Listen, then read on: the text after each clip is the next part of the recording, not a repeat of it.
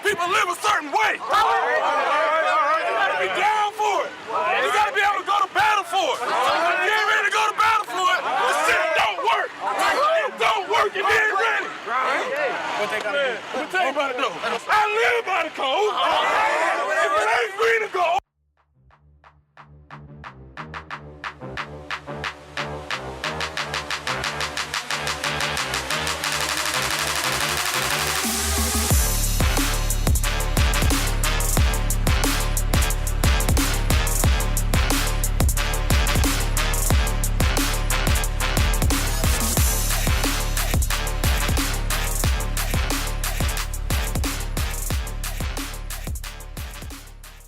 Are we back with the Sip2Tally podcast? I'm sitting here with the crunkest dude in the A50, Coach Brandon Youmans, the resident Trojan.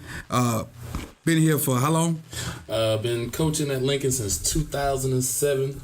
I'm a 2000 graduate of Lincoln High School, so always good to be representing the home team. Been wearing the green and gold for a long time.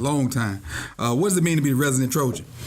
Man, it's an honor and it's a blessing to be able to come back and help out with a program that has such a storied history throughout the years in football and actually all athletics. It's an honor.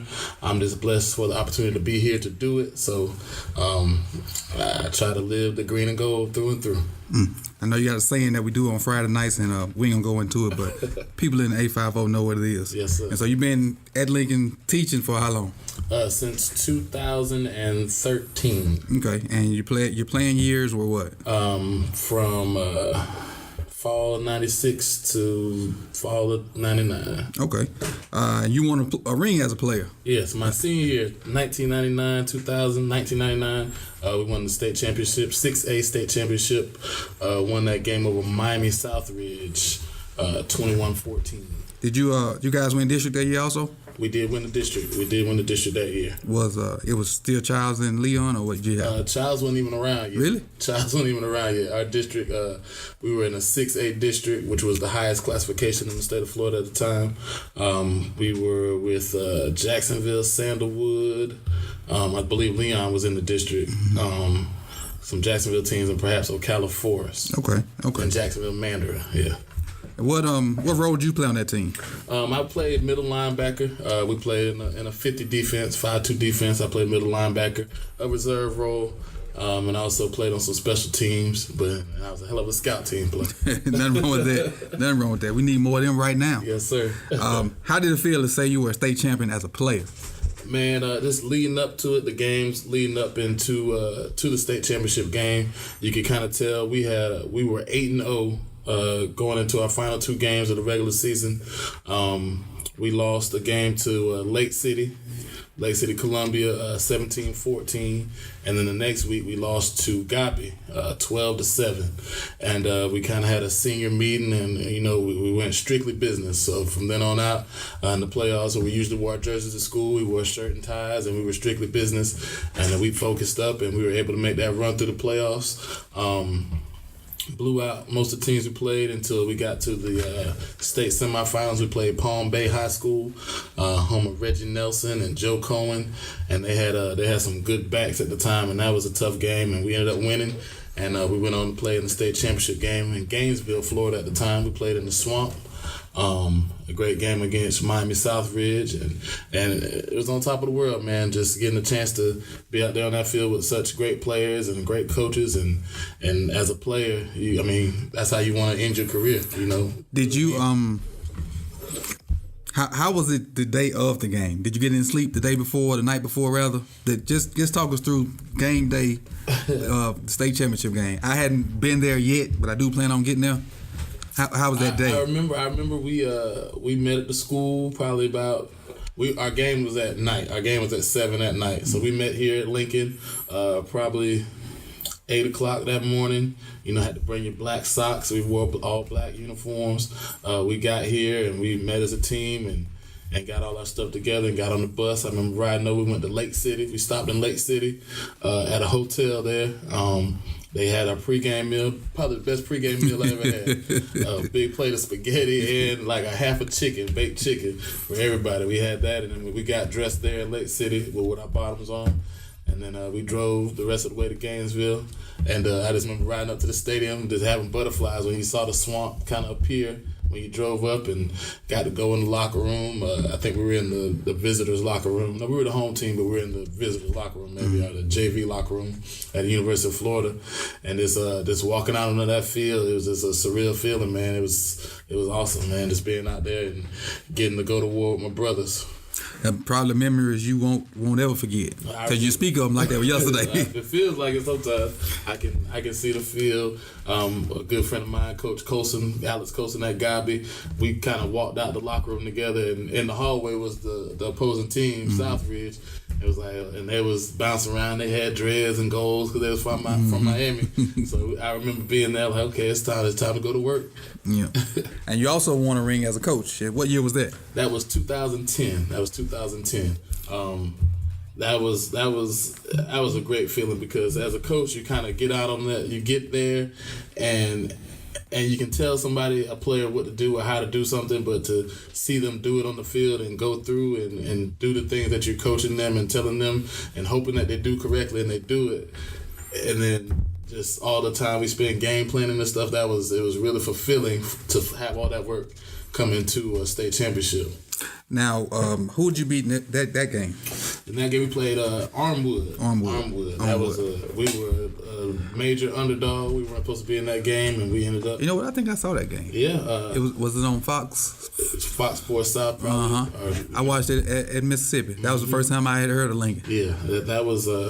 They had Matt Jones, who went on to play at the University of Florida. Were they blue and white? Blue and white. Mm-hmm. Yeah. Mm-hmm. But yeah, that was a great feeling, and just to see the hard work that went throughout that season. We actually finished the regular season 7-4, and we ended up, making a run. It was just awesome. The kids on that team, they really pulled together. We had a lot of injuries in the beginning of the season, and then as the season went on, people came back from injuries, and that allowed us to build depth early on, and we were able to plug away and make it happen. Who were some of the leaders of that team? Running back, safety, Javaris Allen, Buck Allen, who's now with the Ravens and went to USC. Keandrick Daniels, he was a receiver for us. DJ Abner, he was a corner at the time. He ended up being a running back later on, but he was a corner at the time.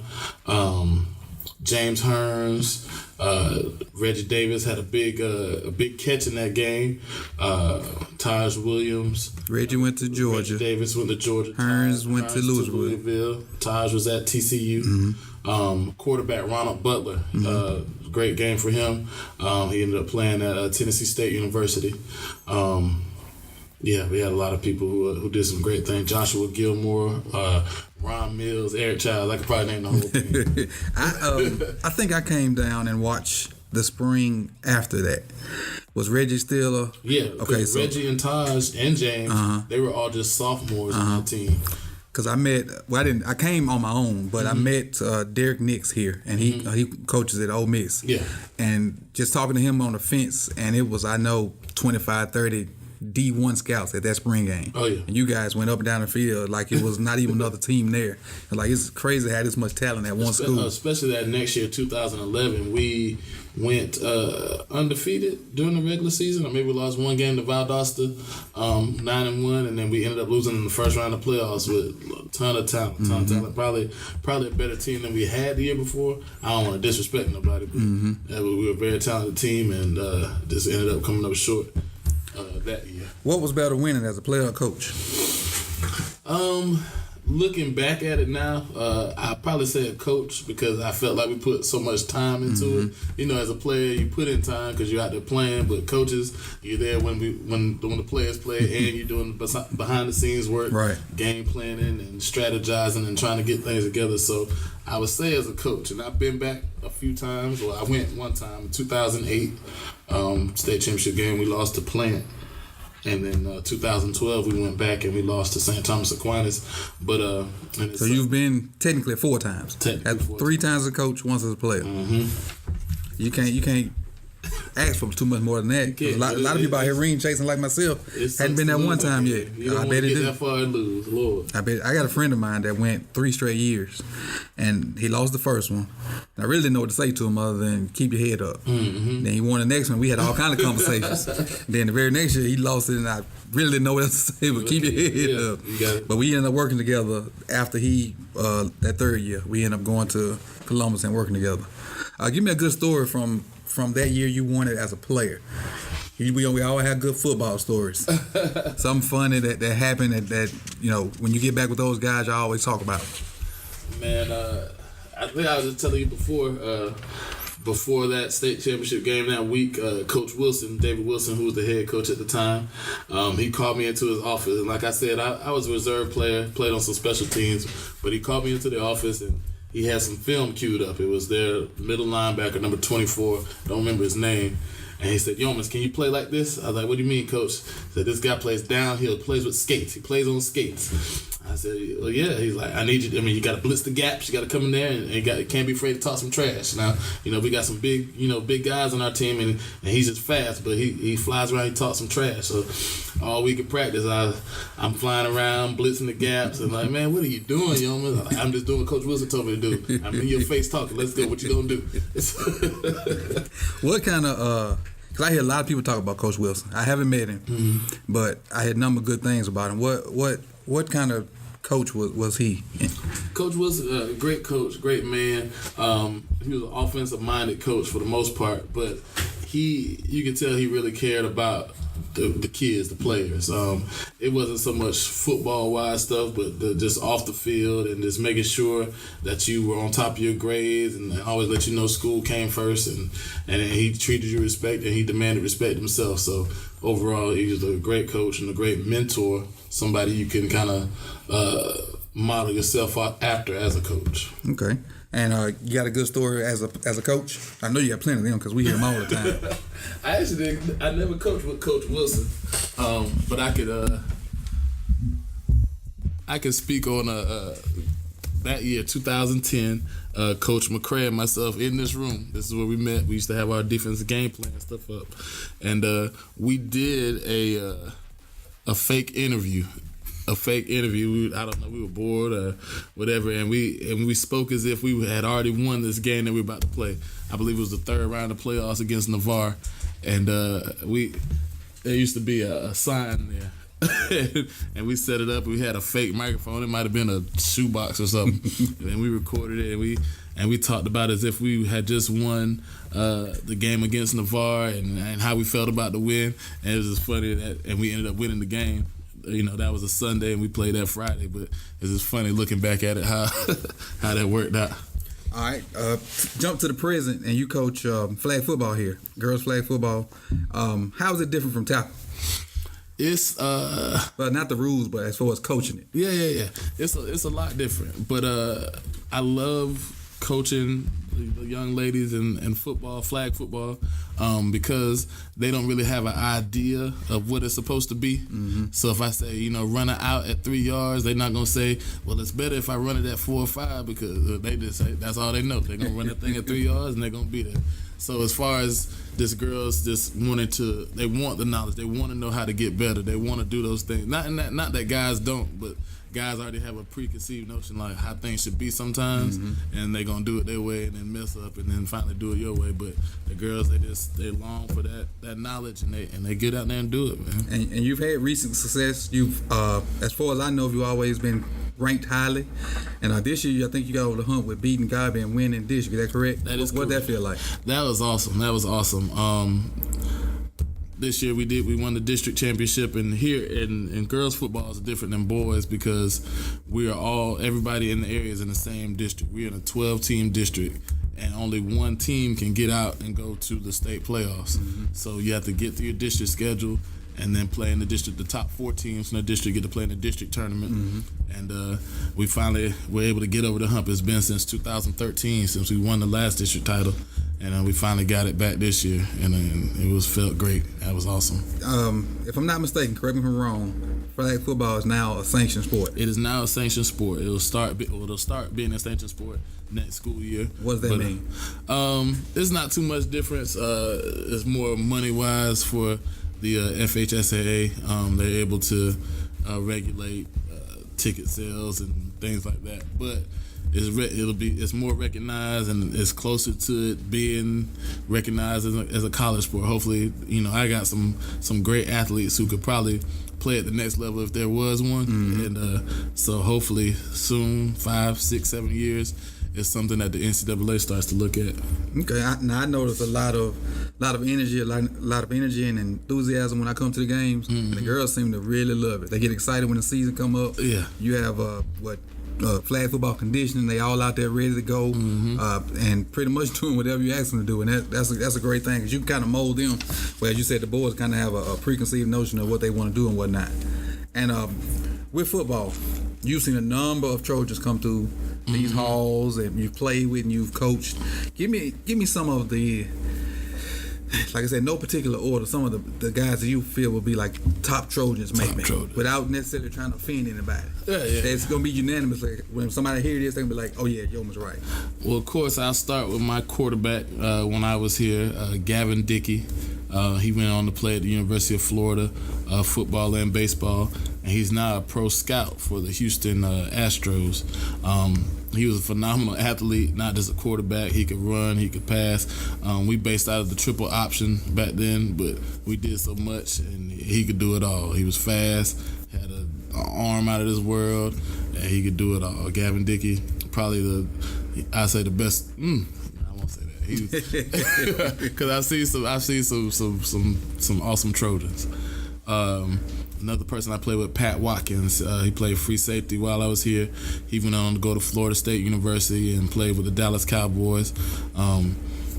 Led the team of tackles at free safety. And normally when you talk about football and you say somebody in your secondary leads you in tackles, that's usually not a good thing. Right. But he was coming down in the box and making you pay. He was doing his thing, and tons of interceptions, a lot of tackles. He was just everywhere, long, rangy, like 6'5", probably 190 at the time. But he was a hell of an athlete. It's other people who didn't go off to college and do great things, but this was awesome here. James White was a wide receiver here, one of Gavin's receivers, probably the best receiver at Lincoln. Ooh, that might be rubbing some people right there. But he definitely man, with so much talent that came through here, you probably can say that about 4 or 5, maybe even 10 people. Yeah, and not necessarily be wrong because you don't really have a way to prove it. James White, Eddie Boo Williams, Carfonso Thorpe, Richard Black, Shannon Butler. Man, there's a bunch Alex of Ardley. Just faces in that hallway. Bunch of faces in that hallway. And when I came Marty, Fred Rouse, I saw guys on the board that I knew from being a college football fan, but had no idea they went to Lincoln. Yeah. And then when I first got here and Shakur gave me the T-shirt with all the district titles and state titles and all that, I just took the shirt home and laid it on the bed and was like, man, just how many good football players come to this program to keep this tradition going? Yeah. And I mean, it's a little watered down now being in the district that we're in, but it's still an accomplishment regardless because we've won the district championship every year since 1999. And I mean, that's almost 20. That's 20 years. It's 2018 now. Right, that's 20 years. And 20 years. Yeah, man, it's phenomenal. Back to people. BJ Daniels, awesome. Played at the University of South Florida. Antonio Cromartie, Florida State University. Fred Rouse, Florida State University. Man, Brandon Paul, he could fly, speedster. He played a little bit of everything. Craig Stevens, the linebacker, went on to play University of Auburn. The list goes on. T.J. Bryant, Jawanza Starling. These are people kind of like in my time that I've helped coach. I won't never lay claim on them, but they did their thing. What's game wise? What's your most memorable game? Whether it be a game you played in or coached in. Played in. Great game was the state semifinal. It was a home game against Palm Bay. in that game. Like I said, a lot of heavy hitters in that game. The people on my team, and then against Palm Bay, Reggie Nelson, Joe Cohen. The game to get to the state championship game. The semifinal game is almost more exciting than the state championship game. Like, oh, we're going to state. Mm-hmm. So like, but yeah, that was a great game to watch and be a part of. That same year we played at Valdosta and had beat them for the first time since we started playing. That series went on for a little while, Lincoln Valdosta High, but that was the first time we beat them in 1999. That was a great game to be a part of. Good game plan went into the game, and we were able to execute and beat a nationally ranked team at the time. So that was awesome. Coaching wise, the 2010 state championship year, that Navarre game, it went triple overtime, I believe. Wow. And that was really exciting. And then also 2012, we played at Oviedo. I believe that was the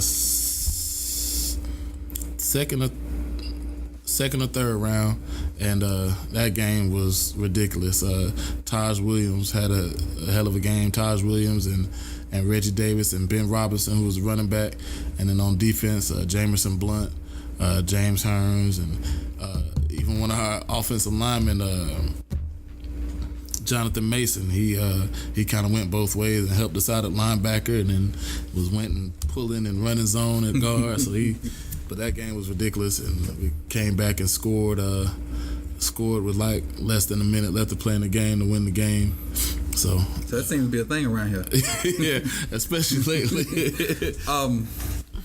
2 games I want to ask you about and kind of tell me, what was the feeling like and how was it to be around it. The game against the team in Georgia that was on ESPN. We played South Gwinnett, I think so. Mm-hmm. It was on like the ESPN, they had a kickoff classic. What was that like with all the cameras around and whatnot? Man, that was awesome. We went up, if that game was on a Saturday, I guess we went there Friday, and I mean, we had played on TV before, but it was a big ESPN game, nationally televised. Kind of felt like we were the underbill because right after us, Norcross was playing Booker T. Washington, mm-hmm. But still, just the fact to be out there and get that exposure for the kids and to be on TV. Like, how many times can you say, record my game, it's gonna be on TV, right? So I mean, that was awesome, just being there with the kids. I remember ESPN, they had sent somebody to the hotel, and they make sure you got everything. They took care of everything. It was just awesome being there in Atlanta and playing in that game. That was a great game to be a part of. And then you guys played in the Superdome also, right? We did. We played. Was that the next year? I think. No. This was previous. That was 2012. Mm-hmm. 2013, we played in Atlanta. So 2012, we played in the Superdome. We played St. Paul's High School out of New Orleans. And that was an awesome experience. You talk about walking into a place that just has so much history, and it was so big. And yeah, that was awesome. Got a chance to play in there. And at the time, I was coaching up in the booth, so I was way up top. I got a funny story about that, Go too. ahead. Almost died in the Superdome. Went up top, took the elevator up top, and they had some food and stuff laid out for the press. And as a coach, I'm gonna go over there, get me some chicken wings and a Sprite. So I'm walking down, and the steps were just kind of set up funny, and so I ended up missing a step and falling down towards the bottom where the table was for the coaches. And had I not been the athlete that I am, I probably would have lost all my teeth. But I still, if I tell that story about the Superdome, I get some laughs from some of the coaches that were with us at the time. Did you drop the chicken? I think I got it up on the table. I got the chicken up on the table. You saved the chicken. I saved the chicken. The Sprite wasn't open, so it was good. And my teeth were intact. What's one thing you can say that would summarize what it takes to be a Lincoln Trojan? Man, what it means to wear that green and gold. What it means to wear the green and gold. What it means to be a Lincoln Trojan. For as long as I can remember, we pride ourselves on hard work. We're going to outwork the opponents during the week at practice, in the off season, doing all those things. Just trying to make sure, as a player, that we're prepared. As a coach, that our players are prepared. for whatever we could go up against, and there's no way that you can beat us because we work so hard, we prepare so hard. Our practice is going to be harder than any game that we play, and that's the kind of what we preach, and that's what we want to preach, and make sure that we play with that style. You want to know that you walk into the game. Yeah, we're Lincoln, and some people could say that, but nah, we're Lincoln. We here to do what we came to do, right? And you're gonna see when we get through with you. So, all right, Coach Youmans coaches flag football. He's the DFO for varsity football. And he also coaches girls basketball, which they made their first run to the state championship. First time in school history. Talk about that. Man, that was awesome. I was actually the head JV girls basketball coach and assistant on the varsity team. Just a shout out to the JV team that I coached for the first time. We went 10-2, got the city championship. So that was great. And then with the girls varsity team, coming off a year where we went to the regional finals, we ended up going. We won the regional championship this year and ended up going to the state Final Four for the first time in school history, which was awesome. Led by a group of 5 seniors who were awesome, who had played, all 4 years varsity, most of them, and then also our young stunners, Aaron and Erica Terrell. Aaron Terrell ended up being the 8A girls basketball player of the year. She averaged 30 points a game as a freshman, and she is ridiculous. Right. So just able to be around those great athletes on the basketball court, that's kind of helped me because I didn't have to do much because she was. Those 5 seniors. I know one's going to Michigan. Mm-hmm. If I'm not mistaken, all 5 of them got some kind of scholarship to go play somewhere. Four of the five have basketball scholarships to either play at, like you said, Ariel Young going to the University of Michigan. I think she's going to be better coming off that knee. Yeah, that second year coming off that knee, you get all your mobility shoulder. You get all your mobility back. You get your rhythm back.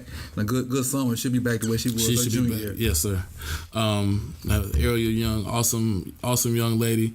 About 6 foot tall. She's right in my face. Can handle the ball. Can shoot the ball. Can distribute the ball. So she's definitely that type of deal, that type of prospect going to the next level. And then you had Jendaya Richards, who kind of played a wing for us. Great shooter. Not a shot in the gym she doesn't like. She's going to throw it up there. She's going to Belmont Abbey. I believe that's in South Carolina or North Carolina. Sharice Thomas, kind of our wing player. She was a rebounding machine. She signed to go to New England State College. And Deja Jackson, another small forward. She'll be going to the College of Central Florida. And then Courtney Mack, Coach Mack's daughter, she won't play basketball at the next level, but she's going to Florida A&M University and got some of her school paid for. So that senior class is set, and they laid the foundation for great things to come for the Lady Trojan basketball team. Nothing wrong with that. Coach is all things Trojan. Anything got to do with Lincoln, he got his hand in some kind of way. Follow him on social media. What's your social media site? BSmooth48. That's on Twitter and Instagram. BSMOOTH48. Instagram and Twitter. And like I said, I got one of the crunkest guys in the 850. I know Coach McCray gonna claim that's him, but we got the crunkest guy here. You probably learn from the best. I appreciate you coming on the Sip2Tally podcast. Next episode, we out of here. I appreciate you having me. Appreciate it. If it ain't green and gold, you know the rest. Some people live a certain way. You gotta be down for it. You gotta be able to go to battle for it. You ain't ready to go to battle for it. The shit don't work. It don't work if you ain't ready. What they gotta do? Let me tell you about it though. I live by the code. If it ain't green and gold.